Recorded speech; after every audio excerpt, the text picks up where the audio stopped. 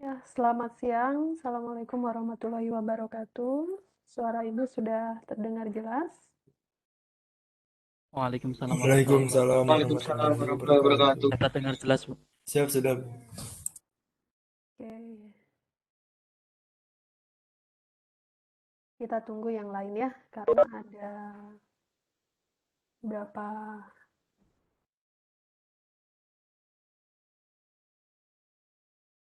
kita harus ada 24 orang ya, karena di kelasnya ada 23 orang. Kita tunggu beberapa saat ya. Siap. Sambil Ibu presensi manual.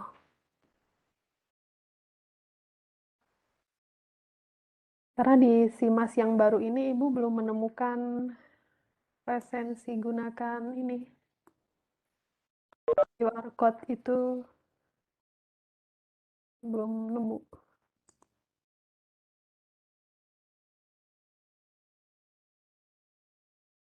Jadi dashboard SIMAS sebagai Taruna tampilannya ada yang berubah nggak?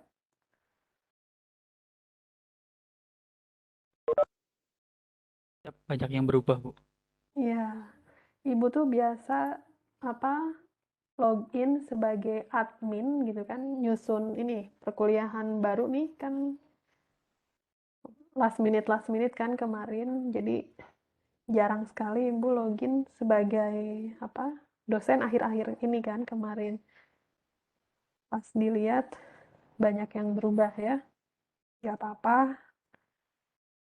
Jadi kita lakukan presensinya ini di sini kayaknya manual ya.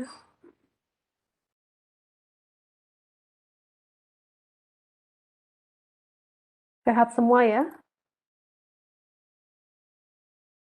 Siap, Alhamdulillah sehat, Bu. Iya.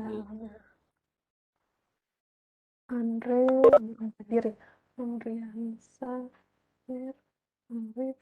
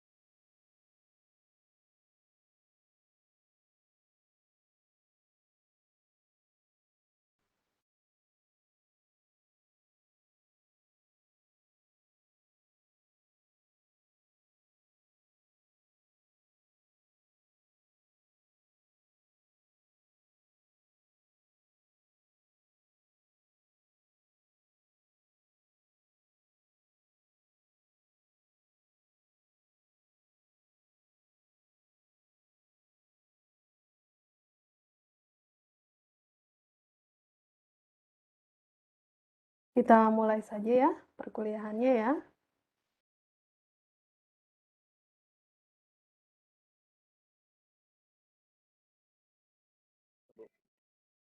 Oke, sudah muncul ya di layar Anda ya.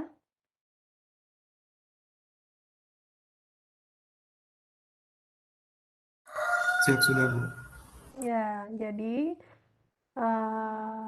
Anda semua ketemu lagi dengan Ibu di perkuliahan yang berbeda. Ini adalah perkuliahan pemrosesan ininya keliru ya, pemrosesan sinyal digital. Jadi kita akan mempelajari bagaimana cara melakukan processing sinyal dalam hal ini untuk kategori sinyal digital. Nah, pemrosesan sinyal digital ini adalah termasuk mata kuliah intermediate atau menengah atau advance levelnya. Jadi dia memerlukan yang namanya prasyarat, prerequisite. Nah, apa saja yang diperlukan? Ya tentu saja materi-materi dari perkuliahan sebelumnya gitu. Jadi berdasarkan pengalaman, Ibu juga kayak Anda ya, pernah jadi mahasiswa, ketika mengambil pemrosesan sinyal digital itu, nanti problemnya adalah sebetulnya di pemrosesan sinyalnya itu mudah ya, gitu ya. Maksudnya masih bisa kita jangkau. Nah, yang menjadi sulit itu adalah eh, bisa jadi harus mengingat lagi materi yang sebelumnya, tools-tools yang sebelumnya gitu ya. Karena sekarang apalagi ketika kita mau memproses sinyal, kita bisa gunakan software, ya kan? Kita bisa gunakan instrumen, peralatan sebagai prosesor dari digital signal prosesor itu bisa kita gunakan langsung keluar outputnya seperti yang kita inginkan gitu ya. Nah, tapi di balik itu semua kita harus paham bagaimana bekerjanya gitu ya, fisiknya dari pemrosesan sinyal digital itu. Nah, yang paling utama gitu ya, yang harus Anda ingat kembali, mungkin sudah lupa gitu ya, atau perlu di-refresh kembali, maka Ibu akan sampaikan sekarang sebelum Anda belajar lebih lanjut tentang pemrosesan sinyal digital. Kalau sekiranya Anda masih lupa gitu ya, silahkan Anda mengingat lagi. Yang pertama adalah nanti pemrosesan sinyal ini banyak sekali kita menggunakan tools matematik gitu ya. Maka dari itu, yang pertama Anda harus mengulang lagi, merefresh lagi kembali tools Matex, matematika teknik. Nah, matematika teknik kan Anda sama Ibu juga atau yang lain ya. Apa saja terkait pemrosesan sinyal ini yang diperlukan? Yang pertama adalah Anda mengingat lagi tentang deret Fourier. Masih ingat deret Fourier bagaimana mencarinya? Kalau dulu kan di matematika cari koefisiennya, ya kan? Seperti itu. Nah, nanti kita akan aplikasikan di dalam pemrosesan sinyal. Ya. Ini yang pertama adalah deret Fourier. Kalau deret Fourier, tentu saja pasangannya Anda. Nah, nanti kan sinyal ini akan kita rubah dari satu bentuk ke bentuk lain, gitu kan ya. Kita manipulasi bentuknya. Kan sinyal misalnya dalam domain waktu ke dalam domain frekuensi. Kan perlu tools, ya kan? Perlu tools matematik juga, yaitu misalnya Anda belajar dulu transformasi Z, kan, yang mengubah dari satu variabel ke dalam bentuk variabel lain gitu ya. Tuh. Ini ya, terus apalagi kalau deret Fourier ya pasangannya tentu saja satu paket dengan transformasinya, ya kan, transformasi Fourier juga nanti Anda ingat kembali dari tabel dan lain-lain gitu ya. Nanti kita akan pelajari di mana sih deret foye ini nanti akan kita gunakan. Gitu ya. Setidaknya ini di mateknya kan, kalau mateksnya berarti kalau di STMKG masuknya ke mateks 2 gitu ya. Makanya satu paket nih. Anda kalau perhatikan, Ibu ngajar sinyal gitu ya. Kan Ibu perlu tools mateksnya ya. Nah, ya udah sekalian ngajar aja, ngulang lagi kan sama kayak Anda, harus diulang lagi, harus di refresh lagi gitu ya. Ini yang pertama. Nah, yang kedua, Anda harus mengingat juga karena ini Anda kan sudah belajar segala sesuatu yang berkaitan dengan hal digital ya kan? Di eh, apa? Teknik digital, betul ya? Digital 1, 2 kan di STMKG. Di sana kan Anda sudah mulai diperkenalkan apa sih bedanya sinyal digital dengan analog ya kan? Apa saja device atau tools-tools yang digunakan untuk melakukan proses digitasi ya kan, gunakan ADC dan lain-lain gitu kan. Ini Ibu harapkan Anda bisa merefresh lagi, mengulangi ya. Selain ya tentu saja yang lainnya, konsep fisika dasar ya kan, tentang frekuensi gitu ya. Kemudian apalagi? Tapi yang paling penting ini, tools matematiknya dan berkaitan dengan teknik digital. Nanti paling ini yang harus Anda refresh lagi, ulangi berkaitan dengan tools-tools ini. Jadi jangan sampai karena ininya harusnya Anda kan udah belajar ya, setidaknya tahu gitu kan. Udah tahu, cuman lupa, berarti kan tinggal diulang lagi. Makanya tidak pernah ada pemrosesan sinyal langsung di semester 2 gitu ya. Setidaknya Anda sudah mendapatkan ini, tools-tools ini, atau berbarengan, paralel. Tapi kalau paralel terlalu berat, makanya pemrosesan sinyal ini, walaupun ini ya, pemrosesan sinyalnya masih sinyal DSP yang dasarnya. Nanti Anda kalau lanjut lagi di jenjang pendidikan yang lebih tinggi, ada sinyal lanjut. Pemrosesan sinyal lanjut nanti akan dipelajari teknik-tekniknya lebih mendalam lagi gitu ya. Tapi kalau Anda sekolahnya jurusan yang related ya dengan instrumentasi dan kontrol, teknik elektro dan lain-lain ya. Tapi kalau jurusannya apa? Tata boga ya nggak belajar ya, sinyal lanjut gitu ya. Jadi please tolong di refresh lagi. Kemudian, nah perkuliahan pertama ya paling menyenangkan ya. Kalau nggak pendahuluan, perkenalannya nggak usah kenalan ya, kita ya kan udah sedikit banyak Ibu sudah mengenal Anda walaupun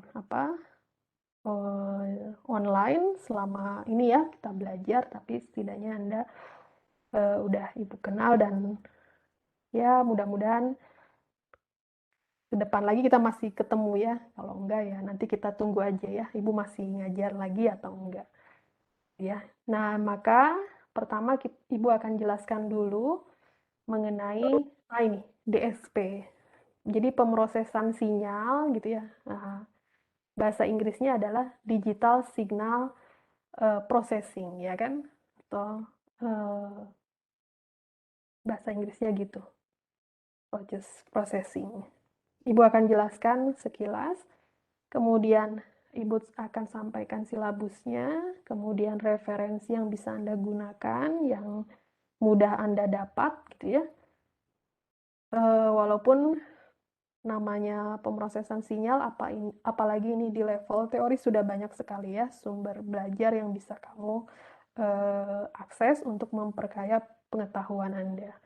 Kemudian nanti silabus ini Ibu breakdown ke dalam satuan acara perkuliahan dan sistem penilaian yang sama seperti sebelumnya. Oke, nah sebelum ke pemrosesan sinyal digital, Ibu akan jelaskan dulu apa itu pemrosesan sinyal. Jadi, pemrosesan sinyal itu isinya berupa ini, sebuah atau beberapa proses gitu ya, tentang bagaimana cara memanipulasi sinyal. Nah, apa yang dimanipulasi itu misalnya sinyal dari domain waktu dirubah ke dalam domain frekuensi atau sebaliknya. Nah, ketika Anda melakukan proses manipulasi sinyal dari satu domain ke domain lainnya, dalam hal ini domain waktu ke dalam domain frekuensi, maka Anda sudah dikatakan melakukan sinyal processing, gitu ya. Atau ketika Anda melakukan, nah ini, proses memisahkan noise, dalam hal ini gangguan atau disturbance yang ada di dalam sinyal. Nanti Anda akan melakukan pemrosesan sinyalnya itu yang dikatakan sebagai filtering. Ya, ini akan dijelaskan di akhir-akhir. Dan ketika Anda melakukan proses mengekstraksi sebuah informasi dari sinyal. Nah, misalnya contohnya apa? Misalnya, nah ini kita lihat, misalnya ini adalah, bukan misalnya, ini adalah ilustrasi bagaimana sinyal yang direkod gitu ya oleh seismograf ketika dia merekod pergerakan lempeng bumi gitu ya, atau kita sebut kita ingin mengetahui bagaimana sih sinyal seismik ini. Nah, sinyal seismik ini kan Anda bayangkan seismograf maunya kan hanya mengukur sinyal seismik aja ya. Nah, gelombang S dan gelombang P itu. Nah, tapi kan untuk langsung mengetahui sinyal seismiknya kan perlu ada proses ekstraksi, ya kan? Karena apa? Bisa jadi, nah, gelombang yang muncul ini tidak hanya berasal dari sinyal seismik saja. Bisa aja dari gelombang lain yang dikatakan sebagai disturbance yang menyertainya. Nah, ini pun semua dilakukan atau kita sebut sebagai sebuah proses dari mengotak-atik sinyal yang dikatakan pemrosesan sinyal. Nah, kenapa sinyal ini harus diproses? Agar kita mendapatkan apa? Tentu saja ya, informasi, atau kita bisa menganalisis apa sih yang terjadi nih. Kalau ada apa? Eh,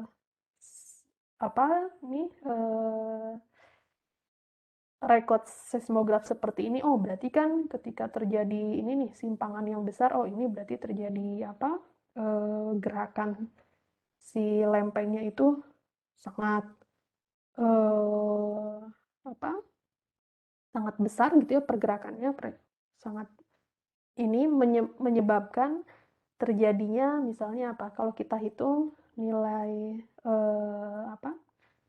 pergerakan nilai kegempaannya gitu ya, skala Richternya tinggi ya kan, kalau ini rendah gitu kan. Nah, seperti ini bahkan bisa dimodelkan. Oh iya, model bagaimana pergerakan dari sesar, misalnya kalau di Bandung, sesar Lembang, seperti itu. Nah, masalahnya adalah, nah, karakteristik sinyal yang akan kita proses sejatinya yang ada di alam, yang existing, sinyal yang ada itu adalah sinyal yang bersifat kontinu, ya kan?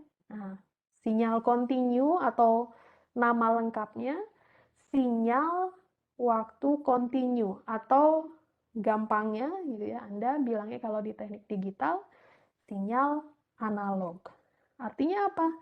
Setiap saat gitu kan ya, dia akan memiliki nilai tertentu, ya kan? Terus menerus gitu ya. Nah, sekarang sinyal kontinu ini tantangannya apa? Kalau kita mau menganalisis, namanya kontinu, waktunya kontinu. Berarti kita mau menganalisis misalnya sinyal dari waktu sekian sampai sekian gitu ya. Nah, misalnya kalau kita untuk mau menganalisis, memproses sinyal dengan interval tertentu, katakanlah dari waktu 1 sampai waktu 2. Nah, waktu 1 sampai 2 itu gimana? Itu artinya nih, ada kemungkinan rentang dari interval kontinu ini bisa jadi dari minus tahingga sampai plus tahingga. Nah, contohnya ini. Misalnya pergerakan dari sesar Lembang. Kamu mungkin pernah baca gitu ya, sesar Lembang misalnya setiap tahun per year dia bergerak misalnya berapa milimeter gitu kan ya, berapa sentimeter ya kan pergerakannya. Nah, jadi berarti rentangnya bisa dari minus tahingga sampai tahingga ini bisa kita kerucutkan lagi, perkecil misalnya waktunya per tahun ya kan, per detik dan lain-lain gitu ya. Nah, pemrosesan sinyal, Anda bayangkan memproses, kita mau tahu ini gelombang seismiknya seperti apa. Kalau kita gunakan langsung mentah-mentah sinyal analognya, maka akan susah banget ya, lama banget, ya kan? Pertama ada pemrosesan alatnya gitu untuk memproses sinyal analognya untuk seismograf ini ada tidak, ya kan? Nah, bahkan sekarang seismografnya aja sudah digital, ya kan? Nah, untuk apa? Untuk memudahkan pemrosesan sinyal. Singkatnya biar cepat tuh. Sinyal masuk nih dari sensor seismograf, biar segera didapatkan informasinya. Oh iya, misalnya oh ini getaran seismik yang terjadi di Nias 6, berapa malam ya kan, cepat sekali kan kita BMKG melakukan diseminasi informasi, maka sinyal ini harus diproses secepat mungkin. Nah, pemrosesan sinyal yang cepat itu didukung dengan software, kemudian instrumen yang ada, kebanyakan harus dirubah sinyalnya itu dari analog ke dalam bentuk digital. Ya, nah maka ini baru seismograf ya. Nah, kalau kita lihat, nah kenapa muncul pemrosesan sinyal digital? Lihat saja apa yang ada di sekitar kita. Anda lihat alat-alat elektronik, ya kan? Electronic device, komputer, ya kan? Handphone, air conditioner, ya kan? Itu salah tiga gitu ya dari contoh peralatan elektronik. Nah, peralatan elektronik ini dia memerlukan ini sinyal digital untuk diproses. Jadi dia nggak menerima sinyal analog yang langsung ada di alam ini, ya kan? Nah, nggak bisa menerima nih. Kayak ibu mau telepon atau ini mau Webex meeting ini, ya kan? Via komputer kan? Nah, suara ibu dirubah dulu suara dalam bentuk analog ke dalam bentuk digital, ya kan? 0101 oleh prosesor yang ada di komputer ini, gitu ya. Nah, maka dia memerlukan inputannya adalah sinyal digital. Kondisinya seperti itu, sudah jarang sekali komputer analog, ya kan? Ada bahkan ya, sudah susah kita cari ya, AC aja semua ada digital, ponsel. Semua peralatan yang analog itu sudah ditinggalkan, bahkan sudah produksinya aja sudah jarang sekali ya. Karena apa? Cost-nya sangat tinggi. Untuk memproses sinyalnya itu cost-nya sangat tinggi. Anda bisa baca tuh di berbagai literatur ya. Nah, berdasarkan ini, dia perlu sinyal digital, sedangkan sinyal yang ada kan analog tuh. Maka, apa yang dilakukan sinyal analog ini?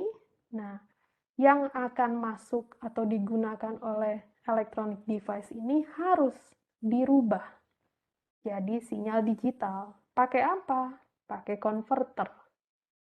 Konverternya, nah ini Anda udah udah belajar banget ya kan, udah mengotak-ngatik gitu apa sih yang ada di dalam ADC ini, analog to digital converter ya kan, gimana cara kerjanya ya kan. Anda bahkan sudah melakukan praktikumnya di teknik digital ya gitu. Nah, ini ADC sampai sini kan Anda ya belajarnya. Nah, sekarang ketika sinyal ini sudah, nah kan sinyal analog masuk ke ADC, keluarannya kan berupa sinyal digital ya. Nah, sinyal digital yang ada ini kayak ini, suara ibu. Suara ibu ini misalnya ya,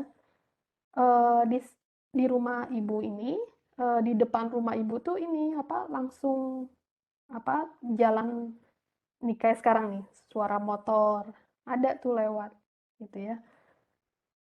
Kedengeran nggak sama Anda? Tidak, Bu.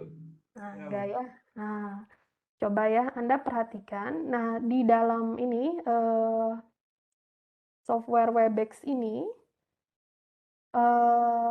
kalau kita gunakan headset, dia punya feature untuk melakukan reduksi dari suara yang bukan utamanya. Dia ada filteringnya. Nah, itu ada di sini, di bagian ini, digital signal processor. Jadi, inputan sinyal ini kan maunya kamu mau nanti outputnya apa aja gitu ya. Nah, misalnya hanya kalau seperti ini, hanya suara ibu aja, nggak boleh suara motor atau suara anak ibu gitu ya, nggak boleh kedengeran, kan jadi noise, ngeganggu kan. Nah, disinilah gunanya mata kuliah kita. Kita akan membahas di sini bagaimana sih digital signal processor itu. Nah, tapi ini kalau kita lihat di bagian ini, ya nggak cukup ya. Setelah diproses, suara ibu kan kalau diproses kan ke digital nih, jadi 0101 kan, nanti keluar di sini juga bentuk digital juga 0101. Nah, Anda kan ngedengernya enggak 0101 ya, tapi tetap suara ibu kan. Nah, maka di dalam prosesor juga dibalikkan lagi dari bentuk digital kembali lagi ke analog biar bisa diinterpretasikan, biar bisa dimengerti lagi, gunakan konverter lagi gitu ya. Nah, secara umum ini, tapi yang akan kita pelajari sebetulnya ada di bagian sini. Nah, kalau kita lihat bagian ini semua, Anda lihat untuk menghubungkan, nah misalnya kita ini kaitannya di bagian ini ya, menghubungkan sinyal analog gitu ya dengan ini digital signal processor ini. Nah, berarti kan kita perlu interface tertentu ya. Interface tertentu biasanya untuk mengubah analog ke digital. Nah, interface-nya atau antarmukanya penghubungnya gunakan apa gitu ya. Nah, biasanya Anda sudah belajar juga ya di teknik digital, encoder, salah satu jenis encoder yaitu PCM. Nanti di dalamnya apa? Mungkin Anda masih ingat ya. Apa yang dilakukan di dalam PCM ini? Ya, sinyal suara ibu ini dilakukan proses sampling dulu di dalamnya, ya kan? Setelah sampling apa ya? Sampling, kemudian masih ingat? Kuantisasi, gitu kan tahapannya ya di teknik digital. Setelah dikuantisasi gimana? Dilakukan proses ini encoding, ya kan? Seperti ini. Baru muncul atau baru bisa diproses di digital signal prosesornya. Jadi sebetulnya pemrosesan digital ini erat kaitannya juga dengan hardware-nya. Nah, makanya bentuk digital signal processing ini, prosesor ini gitu ya, bisa software, bisa juga alat, instrumennya, bukan instrumentasi ya, instrumentasi kan, instrumennya, alatnya, nah, bisa seperti ini, nah, gitu ya. Nah, inilah kenapa kita perlu belajar pemrosesan sinyal digital dilihat dari sebuah sistem secara seluruhnya. Sampai sini ada yang mau ditanyakan? Masih bisa dipahami ya?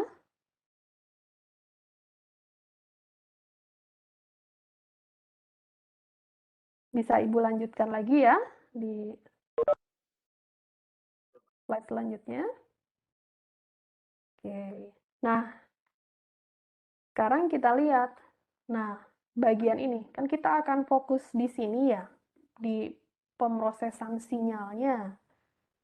Nah, ini walaupun nanti kita akan kerucutkan pemrosesan sinyal untuk sinyal yang kategorinya digital. Nah, tapi ini secara umum pemrosesan sinyal itu nanti Anda akan belajar setelah Anda tahu dasar-dasarnya, teknik-teknik dari sinyal processing.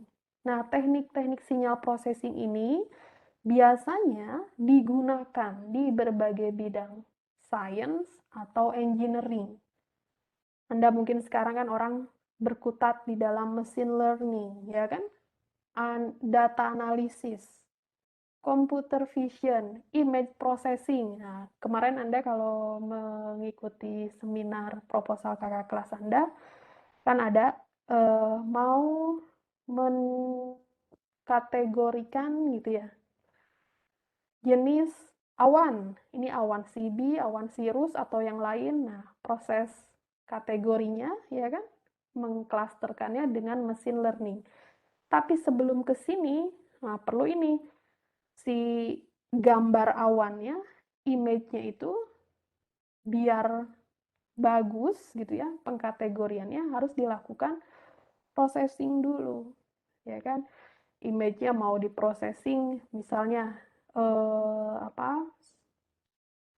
namanya istilahnya di size-nya disamakan, ya kan, atau image-nya semuanya di filter gitu ya, semuanya masuk ke grayscale. Nah, seperti itu ya. Nah, itu adalah bagian dari salah satu teknik pemrosesan sinyal. Atau sama juga kalau tadi contoh deteksi awan, ya kalau di medical imaging ya deteksi penyakit tubuh, penyakit yang ada di dalam tubuh gitu ya, pakai MRI dan lain-lain gitu, lakukan juga pemrosesan sinyal. Kemudian, nah ini dalam sistem komunikasi ya kan, kita nih berkomunikasi jarak jauh sudah jarang kita gunakan komunikasi via radio analog ya kan, semua pakai digital dan lain-lain, elektronik ya kan, perhitungan dalam probabilitas dan menentukan statistik, kemudian analisis numerik. Makanya Anda lihat teman Anda mau bangun model cuaca ya kan, gunakan numerik weather prediction ya kan. Nah, ini juga secara nggak langsung sinyal-sinyal yang berasal dari misalnya banyak parameter cuaca gitu kan ya, dikodekan dalam bentuk digital untuk melakukan proses analisis numerik. Kemudian secara dikaitkan juga untuk melakukan proses ini, decision theory juga dilakukan, dan ini mungkin Anda sudah paling familiar di teknik digital ini ya, dalam mendesain sebuah IC. Itu juga dilakukan pemrosesan sinyal, bagaimana misalnya di dalam IC itu kan kumpulan kapasitor ya kan, menyimpan muatan, bagaimana aliran muatan itu, aliran muatan sih? Sinyal listrik kan. Nah, sinyal listriknya itulah yang diprosesing seperti itu. Jadi begitu krusialnya pemanfaatan dari teknik-teknik pemrosesan sinyal di berbagai bidang keilmuan ataupun langsung di bidang yang praktikal, dalam hal ini keengineeringan, keteknikan. Gitu ya. Nah, untuk memahami dan harapannya Anda bisa mengaplikasikan ke sini, maka dari tuntutan kurikulum, amanah kurikulum Anda nih untuk menyelesaikan studi D4 instrumentasi, ya Anda diwajibkan untuk mendapatkan mata kuliah pemrosesan digital. Nanti di sini karena pemrosesan sinyal digitalnya masih basicnya, dasarnya gitu ya, setidaknya Anda bisa paham mengenai konsep sinyal digital dan bagaimana memproses sinyalnya. Nanti lebih advance-nya lagi bisa diaplikasikan. Kalau untuk sampai ke aplikasinya secara detail dan komprehensif, Anda akan di-push di mata kuliah praktik pemrosesan sinyal digital, gitu ya. Nah, di sini sebetulnya ada 8 hal yang harus Anda pahami ya ketika dijabarkan tentang konsep sinyal digital dan pemrosesan. Kita akan mulai dari pemahaman mengenai dasar-dasar dari sinyal, fundamental of signal, dan sistem itu seperti apa, gitu ya. Kemudian Anda juga diharapkan memahami bagaimana proses akuisisi sinyal.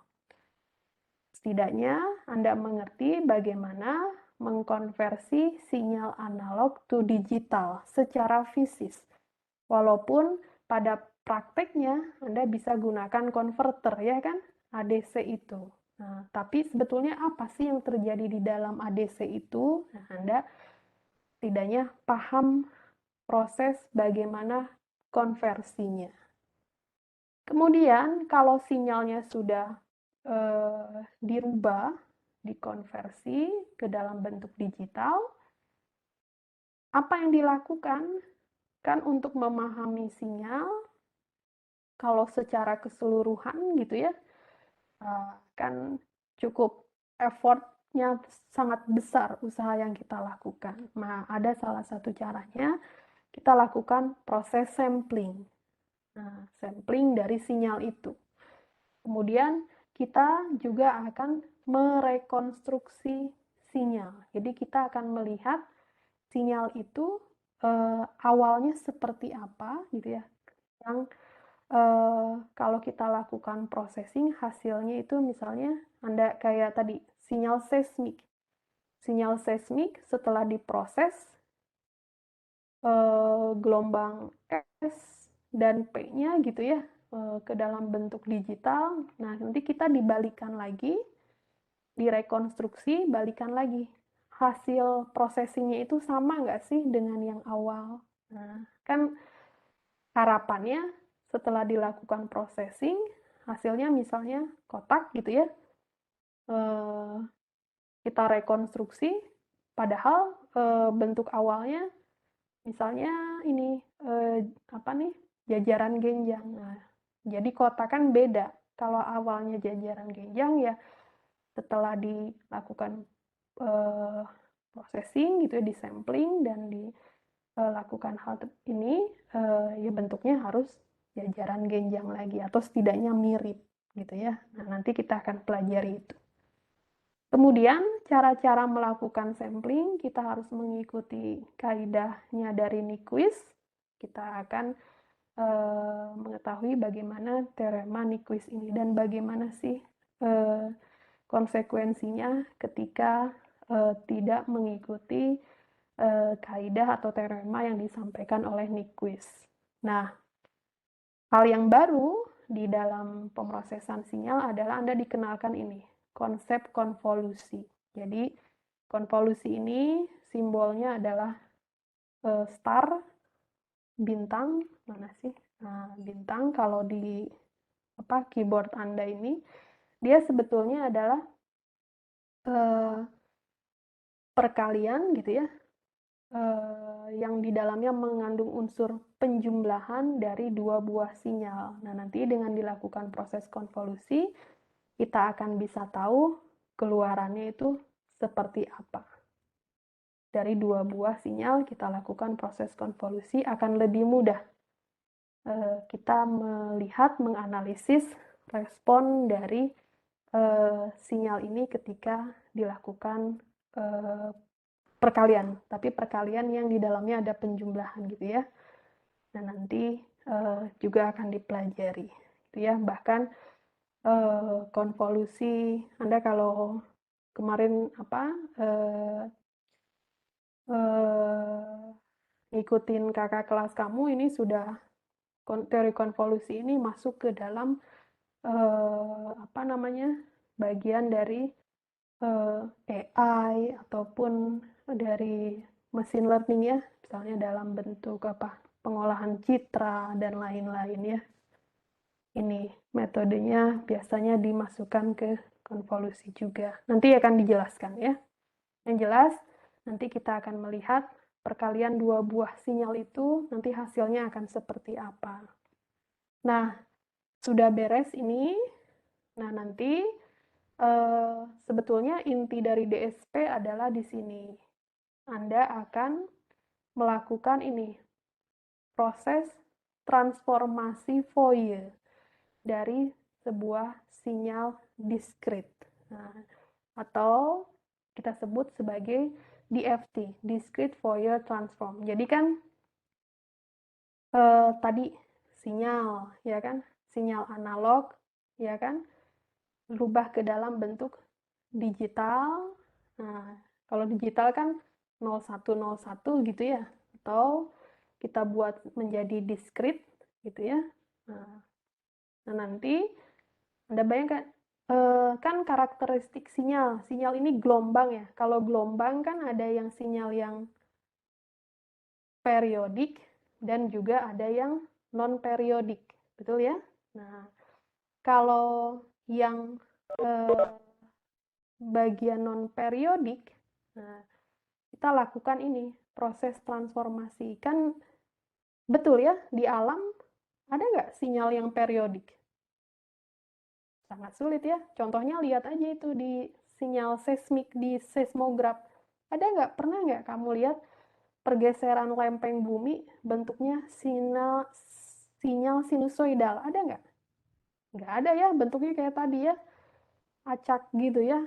Nah, tergantung suka-suka dia. Kan non-periodik kan?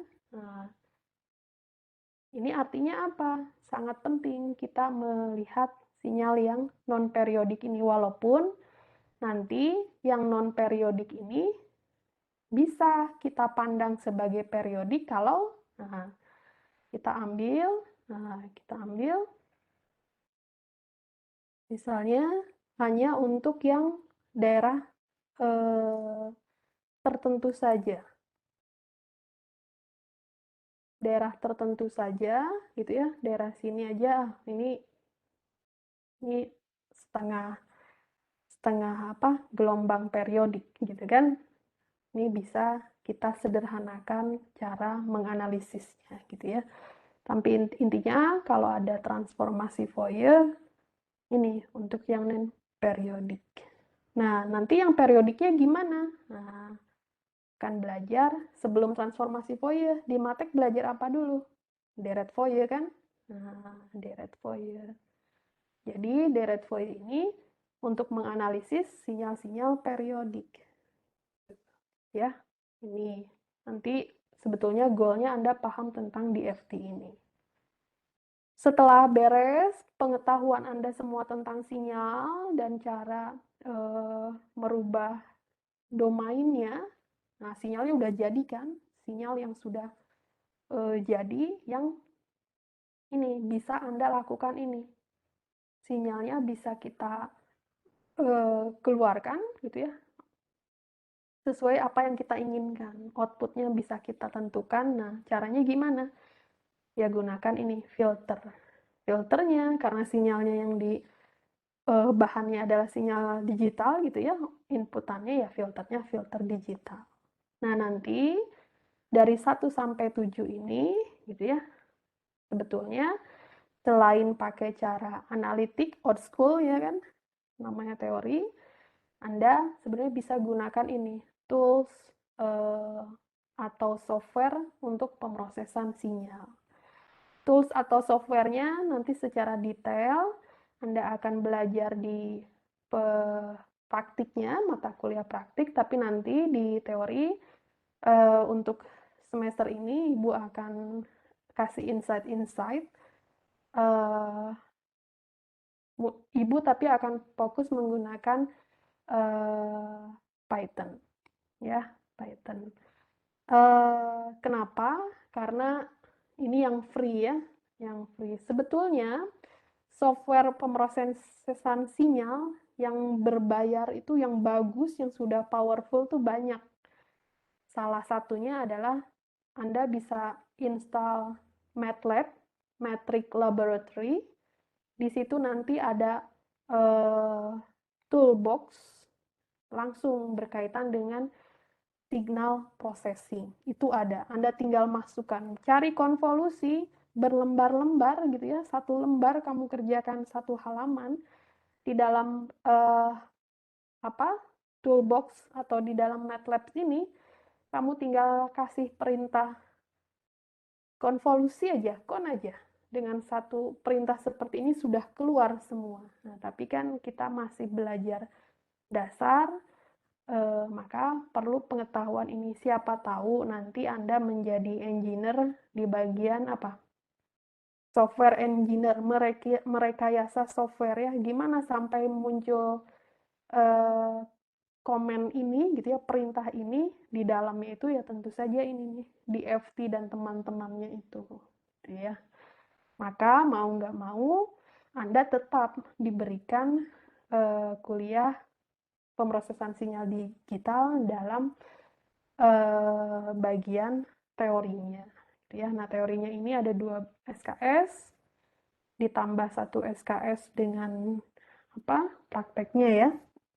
Kalau Ibu dulu proses pemrosesan sinyal itu nggak ada teori dan praktek gitu, tapi disatukan gitu. Jadi nggak 2 SKS lebih panjang, tapi karena sistem di STMKG dibagi 2, di split ya kita ikuti aja gitu ya.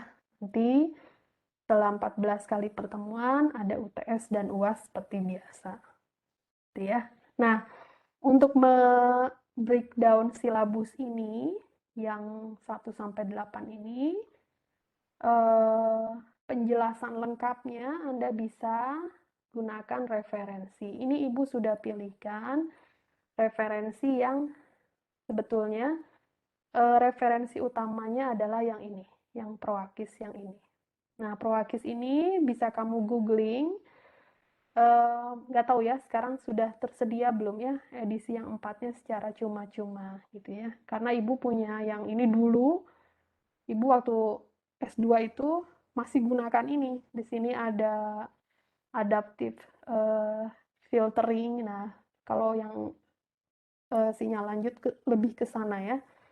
Ibu edisi keempatnya dalam bentuk hard copy. Mungkin sekarang udah banyak ya di Google, kamu cari aja edisi keempatnya. Tapi sebenarnya nggak banyak berbeda. Yang berbeda itu secara teori tetap sama. Yang berbeda adalah ini, problemnya aja. Contoh-contoh soalnya itu lebih update lagi kalau yang edisi 4 gitu ya. Nah, ini berdasarkan pengalaman buku Proakis ini ya, Ibu Pak Agus Marsono kalau di STMKG ya. Ini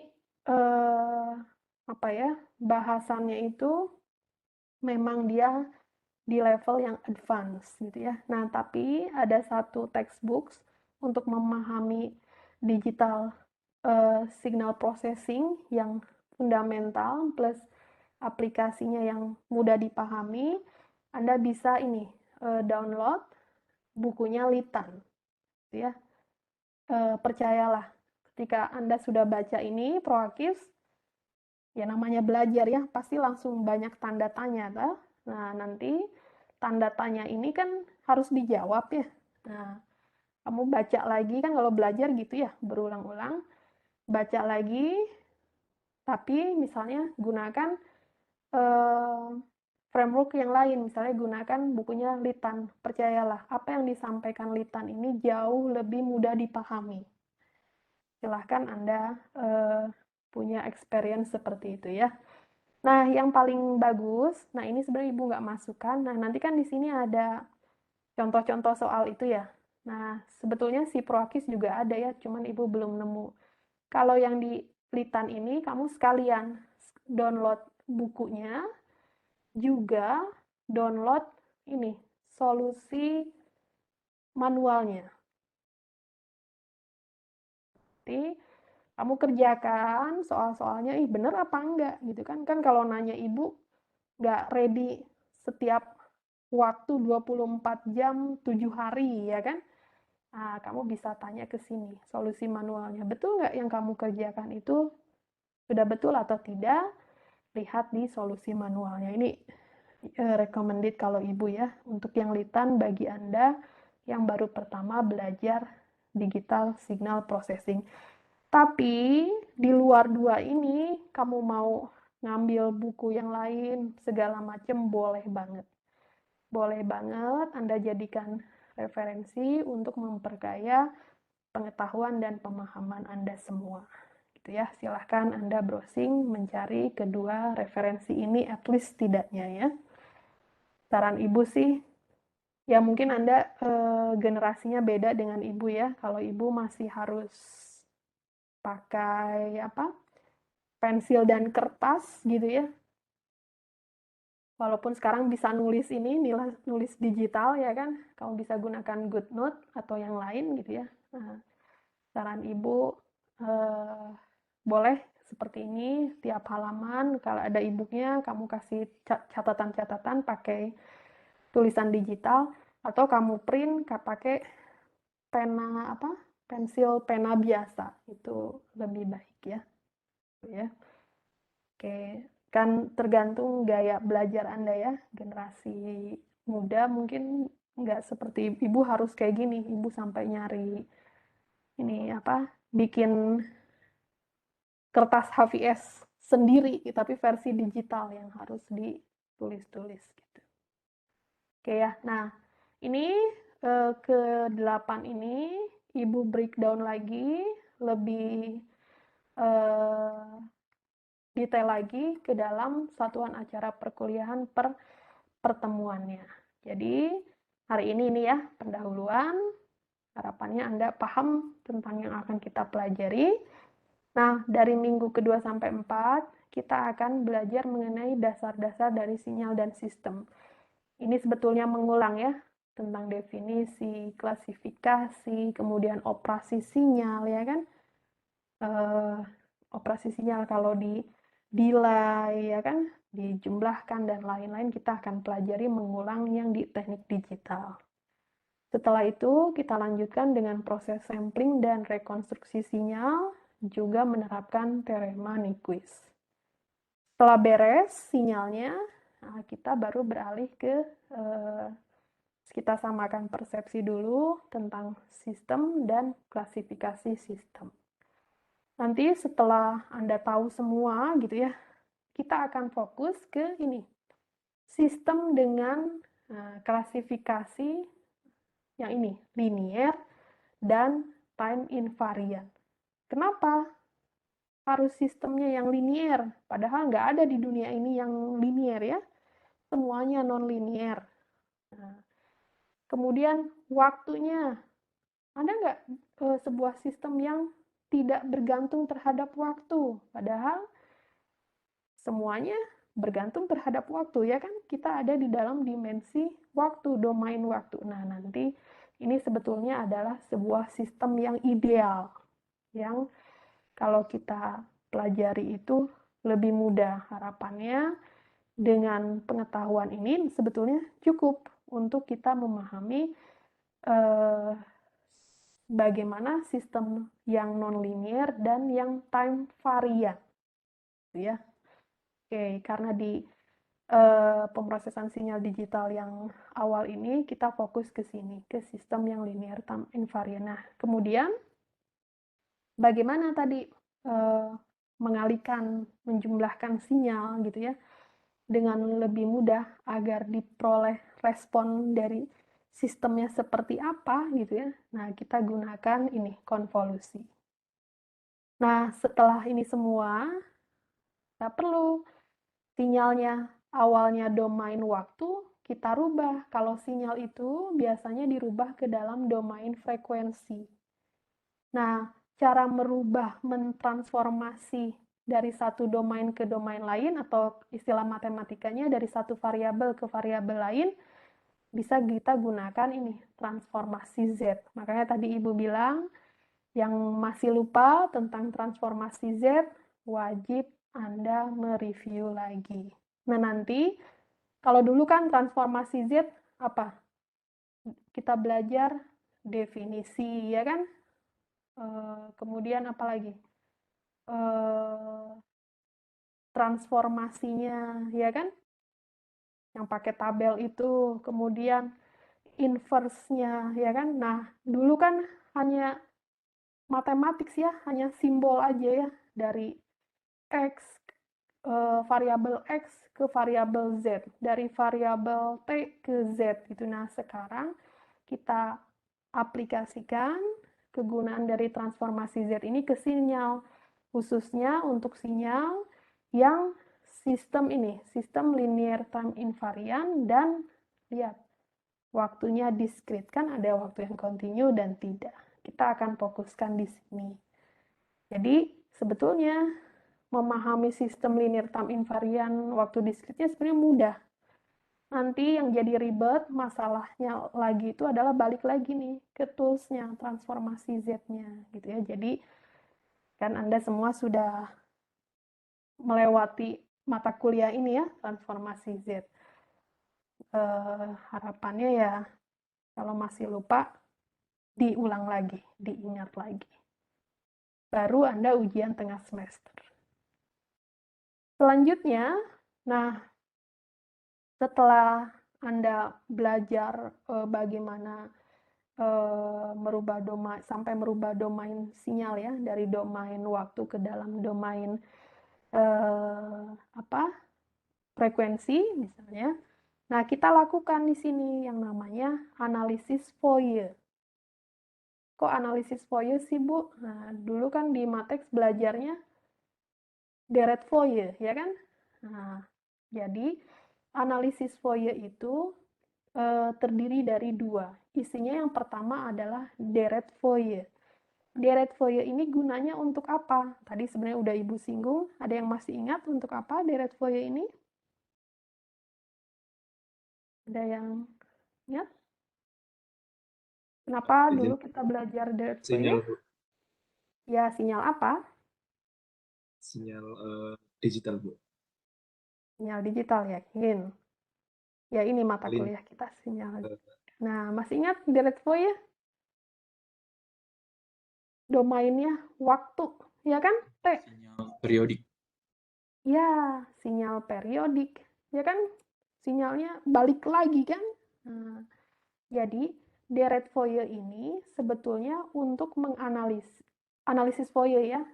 Nanti analisis Fourier-nya bagian deret Fourier ini untuk menganalisis sinyal yang bersifat periodik. Walaupun di alam jarang sekali yang periodik ya. Nah, tapi yang non-periodik bisa kita periodikan pada selang waktu tertentu. Kayak kalau kamu belajar sensor. Ada nggak sensor? Kan dicari linearitas sensor ya kan? Ada nggak sensor yang benar-benar linear? Ada, kalau sensor itu bekerja di daerah operasi tertentu. Dia bersifat linear, di luar itu dia non-linear. Begitu kan? Nah, sama. Ini juga, pertama kita belajar dulu dari sinyal yang periodik. Jadi, sebetulnya deret Fourier ini adalah tools, cara gitu ya, untuk menganalisis sinyal periodik dari mana? Untuk sinyal periodik yang mana? Sinyal yang continue. Apanya yang continue? Yang sinyal waktu continue. Nah, kita mulai dari sinyal waktu continue dulu. Oke, deret Fourier.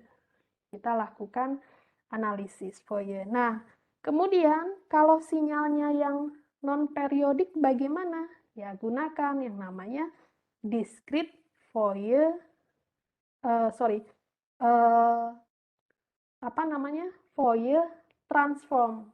Nah, tapi kalau sinyalnya continue, berarti kan continuous time Fourier transform. Jadi di sini sebetulnya ada continuous time Fourier transform. Jadi intinya analisis Fourier itu ada dua, tentang deret Fourier sama transformasi Fourier, gitu ya. Nah, ini semua dalam waktu continue. Kan kita mau menganalisis, memproses sinyalnya digital kan, berarti sinyalnya dari yang continue ini kita buat menjadi discrete. Nah, sinyal discrete ini, nah ini. Tapi yang mau kita cek adalah yang balik lagi ya, nanti ada juga dibagi yang periodik dan yang non-periodik, gitu ya. Tapi kita akan pelajari yang periodik saja dulu. Nah, gunakan ini di bagian 10. DFT, Discrete Fourier Transform. Kenapa Bu nggak langsung ke DFT aja? Ya, dari urutannya, biar lebih memahami DFT, dari sini dulu. Dari analisis Fourier dulu. Dari yang mudah, kan gitu ya. Terus bertahap. Nah, nanti kita lakukan perhitungan mencari DFT. Nah, untuk apa sih? Nah, kita untuk melakukan ini, analisis spektral, menganalisis spektrumnya dari sinyal. Kan sinyalnya dalam domain frekuensi, kita analisis. Kelakuan sinyalnya itu seperti apa sih? Respons sistemnya seperti apa? Nah, kita lakukan perhitungan analisis spektral. Gitu ya. Nah, Anda bayangkan, melakukan proses transformasi Fourier dulu di matematika kan tahapannya banyak ya. Bahkan nggak cukup pakai definisi, harus dicek ke tabelnya, ya kan? Nah, Anda bayangkan kalau yang mau kita analisis secara spektral pakai transformasi Fourier ini, DFT ini, discrete transformasi Fourier, berarti kan banyak tahapannya ya. Kalau banyak tahapannya, misalnya kamu masukkan ke dalam program, kalau semakin banyak skripnya, tahapannya kan berarti apa? Running prosesnya akan lebih lama kan? Nah, ada shortcutnya mempercepat ini gitu ya, mempercepat analisis dari sebuah sinyal yang diskrit dan periodik. Nah, ada toolsnya ini yang dikatakan sebagai FFT, Fast Fourier Transform. Nah, ini kalau pakai MATLAB, perintahnya, komennya, tinggal kasih tulisan ini aja, FFT, dari matriks apa, dari sinyal apa, gitu kan. Tapi kan kita mau tahu di dalam software itu isinya apa, nah akan dipelajari di sini, gitu ya. Beres ini semua yang tadi Ibu bilang, kita belajar, misalnya mau keluaran sinyalnya sesuai yang kita inginkan. Nah, pakai ini. Kita gunakan filter. Karena sinyalnya diskrit atau digital, kita gunakan filter digital. Nah, filter digital yang akan kita pelajari sebetulnya, kita akan fokus ke sini. Kalau di level S1, di sini, di finite impulse response. Jadi kita akan melihat kalau sistem itu, sinyal itu diberikan ini, respon impuls yang finite, terbatas. Bayangkan sinyal impuls, masih ingat? Di teknik digital kan sudah dipelajari ya. Nah, kita akan sampai di sini nanti. Yang ini infinite impulse response, IIR, ya sekedar Anda tahu saja, ini lebih complicated lagi gitu ya. Nanti setelah ini ada adaptif dan macam-macam, itu lanjutnya lagi di sinyal lanjut, terusan dari ini. Jadi kalau Anda cukup sampai sini saja. IR, ya Anda paham mengenal ya bagaimana penggunaannya, bagaimana apa namanya dia fungsinya untuk apa dan lain-lain, sebatas itu. Nah, nanti harapan Ibu dasar-dasar ini semuanya bisa di apa? Diperjelas, dieksplor gitu ya. Langsung ke barangnya gitu ya. Nah, di mata kuliah ini, pasangannya ini di praktiknya seperti itu. Jadi ini yang akan kita pelajari. Ya, sebetulnya nih urutannya sih sebetulnya perkuliahannya sudah semester lalu sudah mulai online kan. Penjelasannya sudah ada di rekod perkuliahan Ibu, cuman urutannya Ibu sengaja bagi-bagi lagi, lebih detail lagi. Sebetulnya kalau dulu nih 10 dan 11 ini jadi satu pertemuan, bahkan sampai 12 gitu. Nah, nanti Ibu akan pecah-pecah lagi biar harapannya bisa lebih mudah dipahami gitu ya. Tapi ya kurang lebih seperti itu. Mudah-mudahan dengan breakdown-nya lagi Anda bisa lebih paham gitu ya. Dan ya jangan kaget kalau akan banyak simbol-simbol matematis ya di dalam sinyal processing ini. Ya. Ini adalah satuan acara perkuliahannya. Kemudian sistem penilaiannya Mas, Anda udah tahu ya. Sama seperti semester lalu. Oke, ada pertanyaan? Silahkan. Berarti udah beres nih pendahuluannya, udah selesai. Ada pertanyaan, minggu besok kita akan mulai di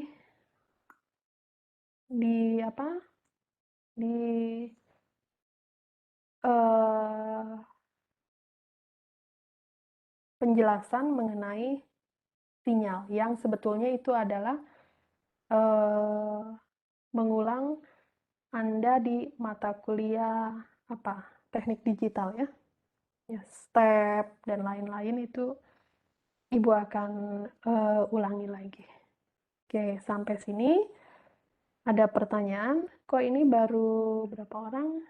24. Berarti yang nggak hadir siapa? Hari lengkap, Bu.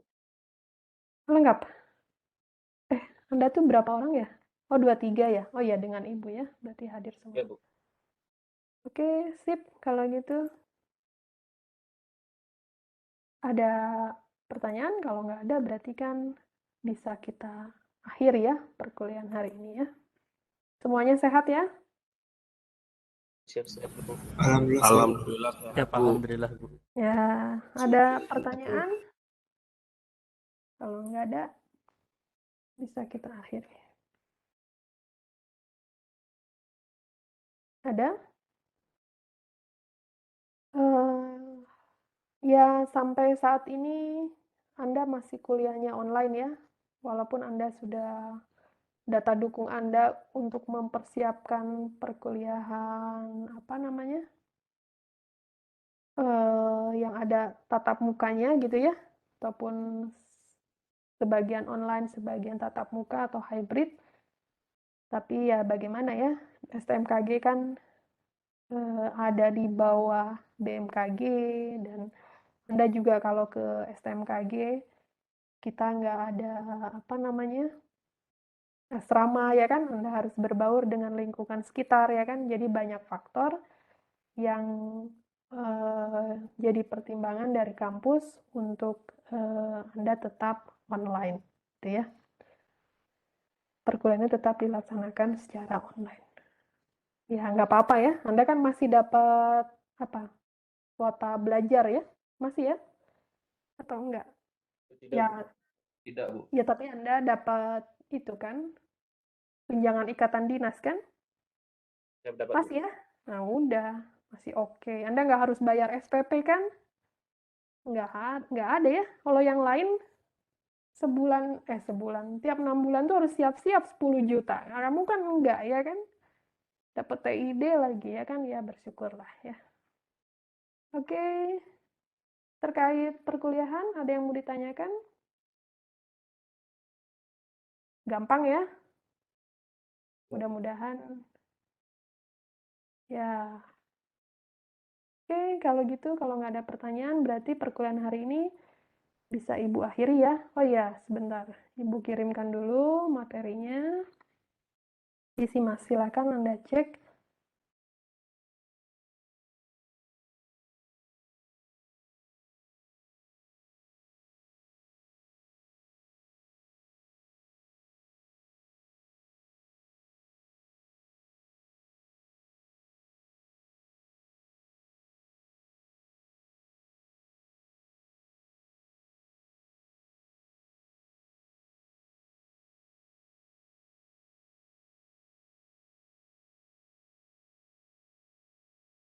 Sudah bisa Anda dapatkan di SIMAS?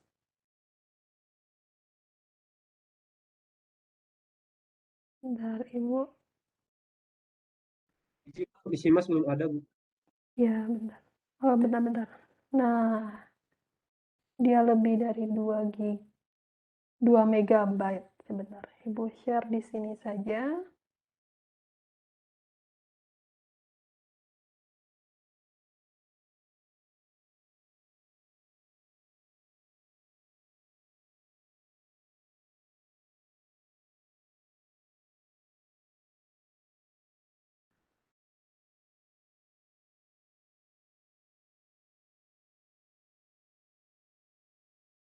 Pendahuluan DSP 6, harusnya 6D ya. Nggak apa-apa lah ya.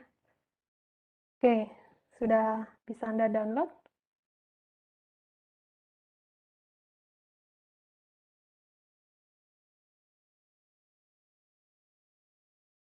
Silakan Anda download ya. Izin, Bu, belum ada, Bu. Nggak ada. Aduh, kenapa ya? Kalau enggak, Ibu kompres dulu.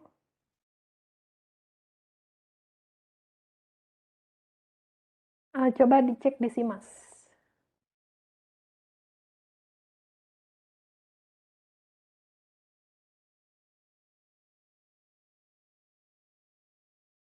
Sudah ada, Bu.